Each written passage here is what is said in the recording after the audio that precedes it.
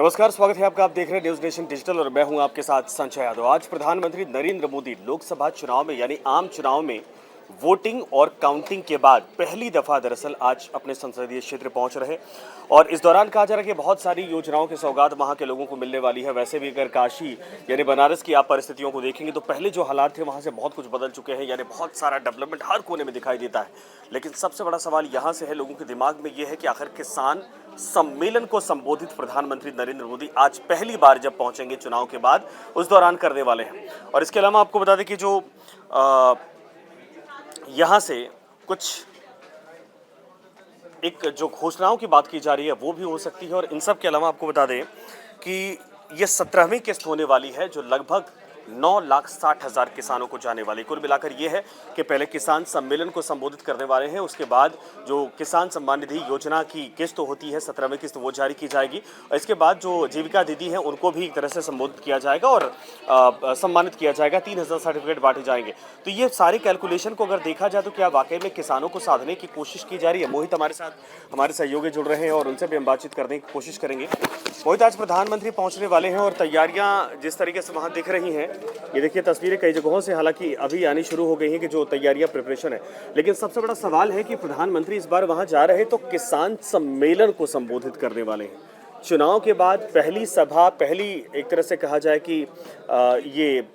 Public में appearance है, लेकिन वो दिख रहा है कि किसानों को लेकर है। क्या सियासी मैसेज है इसमें? देखिए, ये एक बहुत दिलचस्प और बहुत सटीक ये जो प्लानिंग है ना बीजेपी की, और ख़ास तौर से प्रधानमंत्री मोदी की, क्योंकि बीजेपी जानती है कि शहरी क्षेत्रों में वो अपने आप में मजबूत है। शहरी क्षेत्रों में बहुत मजबूत बीजेपी मानी जाती है और ख़ास तौर पे चैलेंज आता है ग्रामीण और कृषक जो मुद्दे होते हैं उनको लेकर। तो ये जो उन्होंने सबसे पहले प्लान बनाया कि खेती किसानी को लेकर, किसानों के मुद्दे को लेकर, और ये जो सबसे बड़ी स्कीम है किसानों की, जो किसान सम्मान निधि, जिसको प्रधानमंत्री मोदी ने बहुत ही एक महत्वाकांक्षी योजना उनके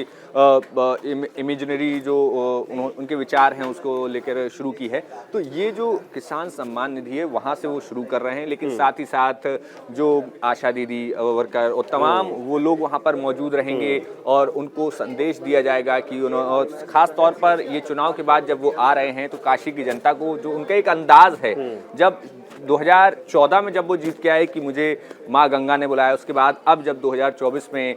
10 साल के बाद फिर से वही एक पल है, उसी तरीके का पल है कि जब जीत कर प्रधानमंत्री मोदी पहुंचेंगे तो वहां पर एक अलग संदेश देंगे और यहां से फिर से नहीं, वो तो हर बार प्रधानमंत्री करते हैं कि जाके अपने क्षेत्र के लोगों को संबोधित करते हैं और एक तरह से धन्यवाद कहते हैं। लेकिन सवाल ये कि किसानों को लेकर कहीं ऐसा तो नहीं कि जो पंजाब, हरियाणा और दिल्ली में देखा गया था और चुनाव में जो नुकसान पहुंचा है भारतीय जनता पार्टी को, क्योंकि किसान भले से वो हरियाणा और पंजाब के थे लेकिन उसका असर पूरे हिंदुस्तान में गया। तो ये अब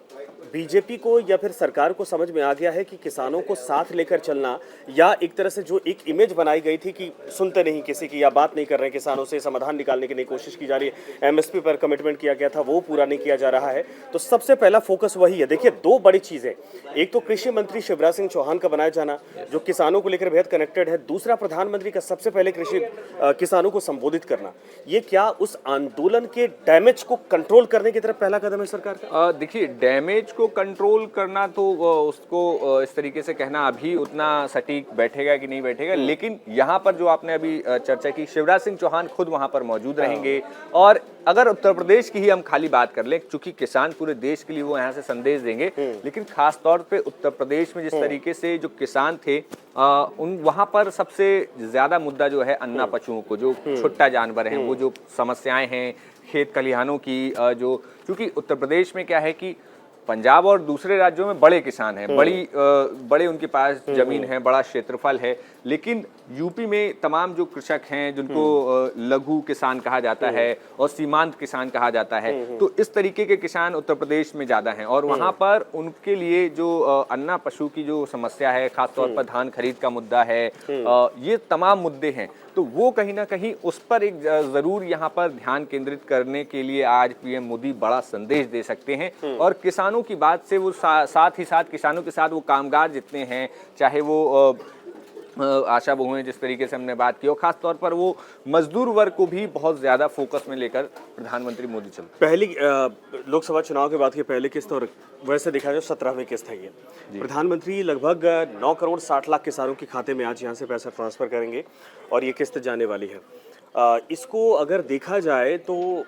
विपक्ष ने भी ये बहुत बड़ा मुद्दा बनाया था कि भाई किसानों की आय दोगुनी करने की बात कही गई थी, लेकिन उनके हालात उसी तरीके से हैं। यूपी में एक और मसला है कि किसान अगर खेती करते हैं तो आवारा जो पशु है जिसका आपने जिक्र किया वो काफ़ी नुकसान पहुंचाते हैं। लेकिन सबसे बड़ा सवाल ये है कि इस निधि से या फिर इस योजना से आने वाले जो विधानसभा चुनाव है 4 राज्यों में, उस पर भी क्या असर पड़ेगा? क्योंकि महाराष्ट्र किसान बहुल एरिया, हरियाणा किसान बहुल एरिया, हरियाणा वही राज्य है जहां आंदोलन हुआ और किसानों को साधना यहाँ पर ज़रूरी हो जाता है। इसके अलावा 2 राज्य और जो हैं वहाँ पर भी किसानों को लेकर स्ट्रैटेजी बनानी पड़ेगी, और इनमें से शिवराज सिंह चौहान को जिम्मेदारी भी सौंपी गई है और भूपेंद्र यादव को भी सौंपी गई है, दोनों बड़े राज्यों को। तो क्या यहाँ से कोई मैसेज इस तरीके से है कि किसानों को लेकर जो पिछले सरकार में परिस्थितियां बनी थी वो इस सरकार में बदलने वाले हैं? हाँ बिल्कुल, ये तो बहुत फोकस तरीके से इस बार किसानों के लिए काम होने वाला है, ये बात तय है। और साथ ही साथ जो सरकार, अगर हम जो विपक्ष आरोप लगाता है कि दोगुनी आय, देखिए सरकार अगर पॉलिसीज पे जब हम थोड़ा काम करें तब थोड़ा देखते हैं तो जब सरकार कहती है ना कि दोगुनी आय, तो उसमें सिर्फ खेती किसानी की जो उपज है सिर्फ वो नहीं गिनती, वो गिनती है आपका पशुधन, किसान के पास एक पशु हो जिससे उसकी आय हो, जो चारा वहां से जो आपकी खेती के बाद जो वहां से चारा निकलता है वो पशु खाएगा, तो वो एक पूरा साइकिल है। वो उस पूरी साइकिल को कहा जाता है कि अब जब किसान के पास वो पूरी साइकिल होगी कि खेत होगा और पशु होंगे, मुर्गियां होंगी, बकरियां होंगी, गाय भैंस, और ये जो तरीके के मछलियां पालन, ये सारी चीजें जब मिलके एक किसान के पास रहेगा तब वो दोगुनी आय वाला कॉन्सेप्ट निकलता है। लेकिन ये छोटे किसान कैसे कर पाएंगे? अगर हम पंजाब की बात करें, बड़े किसान यहाँ पर है, बहुत ज़्यादा उनके पास ज़मीनें होती हैं, हरियाणा में भी मोस्टली वही हालात है, लेकिन यूपी में वो परिस्थितियाँ नहीं है। यूपी में किसी के पास 10 है, 20 बीघे हैं, 30 बीघे हैं, बहुत ज़्यादा 70-80 बीघे वाले किसान जो बड़े कहलाते हैं, उससे ज़्यादा बहुत मुश्किल एक कहा जाए परसेंटेज में किसान है जिनके पास वाकई में बड़ी काश्तकारी जिसको कहा जाता है। तो फिर ये जो छोटे मझोले किसान हैं, ये आखिर डबल इनकम की तरफ कैसे बढ़ पाएंगे? देखिए, अब अगर हम जो बात करें, डबल इनकम वाली बड़ी चीज़ है, लेकिन सरकार ने इनके लिए जो स्कीम्स हम देखते हैं तो वहाँ पर जो पशु विभाग है वहाँ पर आपको 10 मुर्गियों का एक वो दिया जाता है, कुछ आपको बकरियां दी जाती हैं, उनके बच्चे दिए जाते हैं 2 क्वांटिटी, मतलब 2 की संख्या में, तो जो छोटे किसान है कम से कम वो भी उससे कनेक्ट हो। तो देखिए, जो हम जिस तरीके से ग्राउंड पर रह के जो काम करते हैं, जितनी समस्याओं को लेके हम, वही रिपोर्ट सरकार के पास भी होती है। अब ये चैलेंज है सरकार के पास कि विपक्ष इस किसानों के मुद्दे को कैसे भुना रहा है और सरकार जो कितना काम कर रही है वो लोगों तक कितना पहुंच रहा है। उसका असर तो विपक्ष भुना चुका है। हरियाणा का रिजल्ट देखेंगे आप, आधी सीटें वहां पर हो जाती हैं। पंजाब में बड़े बुरी स्थिति, अकाली दल जो साथ में थी उसको लेकर भी कहा जा रहा है, क्योंकि वहां आम आदमी पार्टी और कांग्रेस अच्छा कर गई। तो ये 2 राज्यों में तो साफ दिखा। महाराष्ट्र सबसे बड़ा स्टेट है किसानों को लेकर, वहां से देखिए हर तरीके की पैदावार देखी जाती है। महाराष्ट्र में भी भारतीय जनता पार्टी को बड़ा डेंट पहुंचा था। तो यही तो मैं पूछ रहा कि क्या इसके पीछे रणनीति यही है कि जो 3 जो कृषि कानून आए थे उनको लेकर जो गुस्सा था किसानों में, वहां इस एक तरह से कहा जाए इस संबोधन के बाद ये मैसेज देने की कोशिश की जा रही है कि जो हो गया सो हो गया। लेकिन इस सरकार में पहला अगर कदम इस तरीके से है, पहली कोशिश है, तो सरकार वाकई में किसानों के लिए बहुत बेहतर करने जा रही है। और जो कमिटमेंट था हो सकता है इसमें पूरा किया जाए, यानी चुनाव में समर्थन अगर मिलता है तो किसानों के लिए बेहतर हो सकता है। बिल्कुल, ये तो साफ तौर पर बात है। किसानों के लिए अब जो डायरेक्ट बेनिफिट्स स्कीम है जिसमें किसान सम्मान निधि भी है, अच्छा, इसको लेकर नितिन गडकरी के पास भी बहुत सारे प्लान है जो महाराष्ट्र में वो इम्प्लीमेंट करवाते हैं, लेकिन वो देश के भीतर कैसे हो, है ना, ये एक मैसेज देने की आवश्यकता है सरकार की तरफ से। बिल्कुल, बहुत नितिन गडकरी चूंकि बहुत विजनरी एक लीडर के तौर पर हैं और खास तौर पर एंटरप्रेन्योर के हिसाब से जो उनका विजन रहता है वो बहुत ही खास रहता है। तो किसानों के तौर पर, किसानों को चूंकि अभी तक क्या है कि हमारे जो देश का किसान है वो तकनीकी रूप से बहुत बड़ी संख्या में नहीं जुड़ पाए। कुछ लोग जो बड़े बड़े किसान हैं वो तो तकनीक का इस्तेमाल कर रहे हैं, जहां पर पानी की कमी है स्प्रिंकलर जेट वगैरह ये सब यूज हो रहा है, लेकिन बहुत ज्यादा बड़े स्तर पर चूंकि क्षेत्रफल ही छोटा छोटा है, लोगों के पास छोटी छोटी जमीनें हैं, अब उस पर कितना उगा पाए, कितना वो इन्वेस्ट कर पाए, तो वो बड़ी समस्या है। तो वहाँ पर इसके लिए अब जो है, अभी तक क्या है कि जैसे एग्जाम्पल की यूपी में अभी बिजली का मुद्दा हुआ है चुनाव के समय, ऐसा नहीं है कि बिजली को लेकर बस दिक्कत वहाँ ये आई कि जमीन पर ग्राउंड पर जो लोग अधिकारी थे आचार संहिता में, उन्होंने किस तरीके से काम किया, उस पर ज्यादा सवाल खड़े हो गए। तो इसी तरीके से किसानों के लिए जो स्कीम्स हैं उनको और ज्यादा स्क्रूटनी की जाएगी और ज्यादा फीडबैक लिया जाएगा कि जो किसानों के लिए स्कीम्स हैं वो कितनी मिल रही हैं, वहाँ पर कितना असर हो रहा है, और अगर कहीं कोई कमी है तो उसको इस बार जो है, जिस तरीके से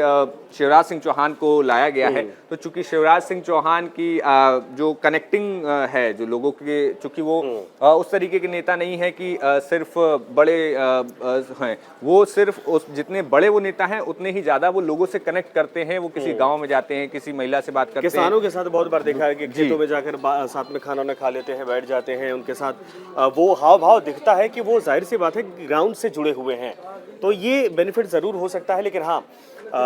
इस वाराणसी दौरे को लेकर हालांकि प्रधानमंत्री क्या क्या बातें करते हैं, केकेसी के जरिए जो ट्रांसफर किया जाएगा वो तो अलग मसला है, वो सरकार की योजना है, उससे बेनिफिट किसानों को होगा। लेकिन इस किसान सम्मेलन में किसानों को लेकर प्रधानमंत्री की जो बातें होती हैं उससे पता चलेगा कि किसानों को लेकर या कृषि को लेकर, किसानों की बेहतरी को लेकर सरकार का 5 साल का रोड मैप क्या हो सकता है ना? बिल्कुल बिल्कुल, ये 5 साल का रोड मैप की नींव यहाँ पर रखी जाएगी कि आगे जो 5 साल का विजन है प्रधानमंत्री मोदी का, खासतौर पर देश की जनता और खासतौर पर इसमें विशेष तौर पर किसानों के लिए, वो विजन आज जो है प्रधानमंत्री अपने संसदीय क्षेत्र से क्लियर कर रहे हैं। बिल्कुल, तो हमारे साथ बने रहिए लगातार, क्योंकि प्रधानमंत्री के इंतजार है। जब पहुंचेंगे सबसे पहले तो वहां पर लोगों का अभिवादन स्वीकार करेंगे, क्योंकि चुनाव के बाद पहली बार जा रहा है, और धन्यवाद एक तरह से प्रधानमंत्री की तरफ से वहां की जनता का आभार प्रकट किया जाएगा। लेकिन उसके बाद उम्मीद है कि आज इस किसान सम्मेलन के जरिए जो किसानों के भीतर एक उम्मीदें हैं सरकार से, जिसको लेकर आंदोलन होते रहे, आय दोगुनी करने की बात होती रही, या एक बेहतर जीवन कम से कम किसानों को मिल सके, उसको लेकर जो उम्मीदें हैं, इसको लेकर आज क्या कुछ प्रधानमंत्री कहते हैं, इससे रास्ता साफ होता दिखाई देगा। इसलिए बने रहिए न्यूज़ नेशन डिजिटल के साथ, और जैसे प्रधानमंत्री बोलेंगे वो भी पूरी जानकारी आपके साथ साझा करेंगे। धन्यवाद। Thank you.